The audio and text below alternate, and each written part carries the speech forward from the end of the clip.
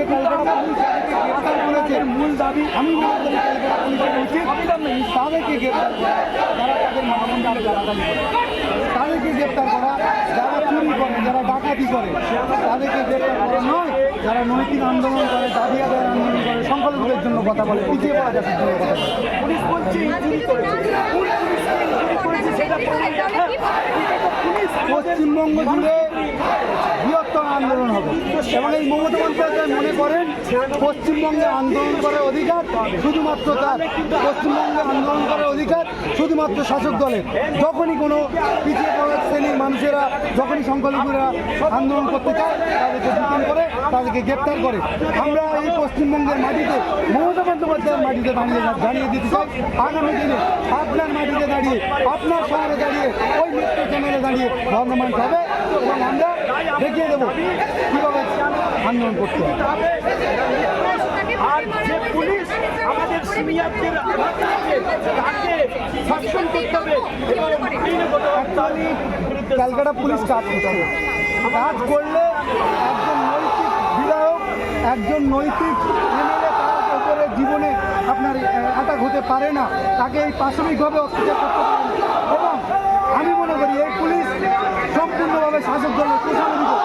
তার কারণ আজকে আমাদের বিধায়ক নওশাদ সিদ্দিকী সাহেব যেভাবে আক্রান্ত, এই কলকাতা পুলিশ মেরেছে, এই কলকাতা পুলিশ মেরেছে এবং এর বিচার যদি না পায়, আপনি দেখতে পাচ্ছেন কতক্ষণ তার ভক্ত সমর্থক হয়েছে, এর প্রতিবাদ হবে এবং এর জবাব হবে।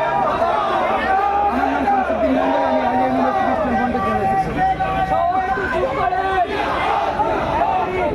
আমাদের নেতৃত্বের কাছে খবর এসছে কিছু কিছু আরএসএস মার্কা মানুষ এখানে এসছে, দু একজন থাকতে পারে, প্ররোচনা দিচ্ছে বিভিন্ন রকম ভাবে বিশৃঙ্খল ঘটানোর জন্য। আমরা শান্তিপ্রিয় আন্দোলন করতে এসেছি, কেউ প্ররোচনায় পা দেবেন না। হতে পারে সে আমজনতা, হতে পারে প্রশাসনের কোনো আধিকারিক, কিন্তু কেউ প্ররোচনায় পা দেবেন না। কারণ আমাদের আন্দোলন শান্তিপূর্ণ আন্দোলন, আমাদের আন্দোলন সংবিধান বাঁচানোর আন্দোলন, আমাদের আন্দোলন যারা সংবিধানকে খেয়ানত করছে তাদের বিরুদ্ধে আন্দোলন। সুতরাং আমরা কেউ বিশৃঙ্খলায় পা দেব না। আমরা সংঘবদ্ধভাবে গণতান্ত্রিক প্রক্রিয়ায় শান্তিপূর্ণভাবে আমাদের এই অবস্থান কর্মসূচি পালন করে যাব যত সময় না পর্যন্ত আমাদের নেতা কর্মীদেরকে এখান থেকে রিলিজ করা হচ্ছে, ততক্ষণ পর্যন্ত আমাদের এই শান্তিপূর্ণ লড়াই আমাদের চলবে। পরবর্তী ইনস্ট্রাকশন আমাদের নেতৃত্বে আছে, তারপরে দিবে, তারপরে আমরা এখান থেকে অবস্থান পরিবর্তন করব। তত সময় এখানে শান্তিপূর্ণভাবে অবস্থান করুন, স্লোগানিং করুন। ধন্যবাদ।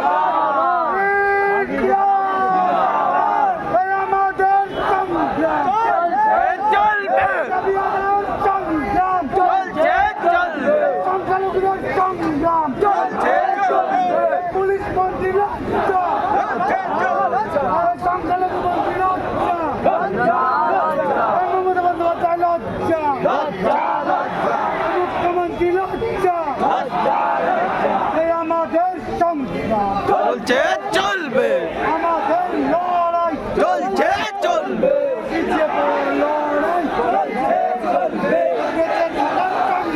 চলছে চলবে, দাবি আদায়ের সংগ্রাম চলছে চলবে, সংখ্যালঘুদের সংগ্রাম চলছে চলবে, আদিবাসীদের সংগ্রাম চলছে চলবে, আমাদের সংগ্রাম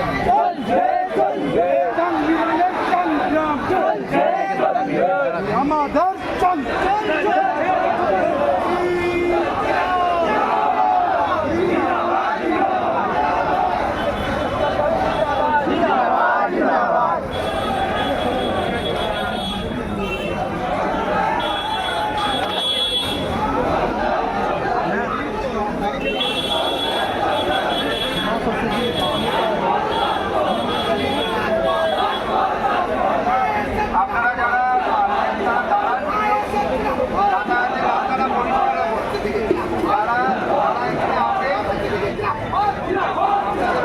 যারা এখানে আসে এখানে আসে রাস্তাটা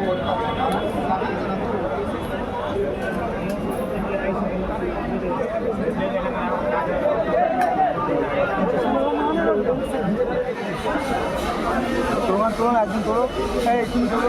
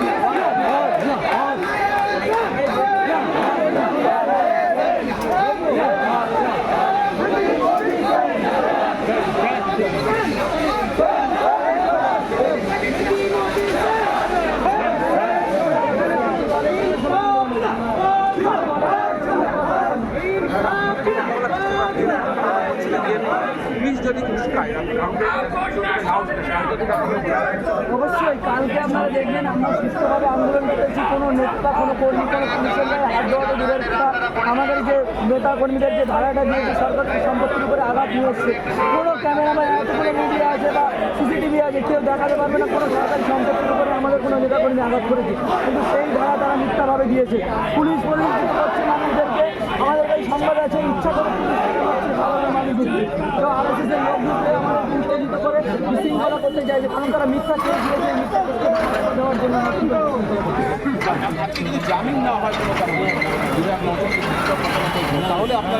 আমাদের পদক্ষেপ আমাদের আজ থেকে অলরেডি শুরু হয়ে গেছে। কাল রাত থেকে প্রতিটা পাড়ায় পাড়ায় প্রতিটা মোড়ে মোড়ে আন্দোলন, শান্তিপূর্ণ আন্দোলন এটা চলবে। সারা বাংলায় আন্দোলন হবে, শান্তিপূর্ণ আন্দোলন।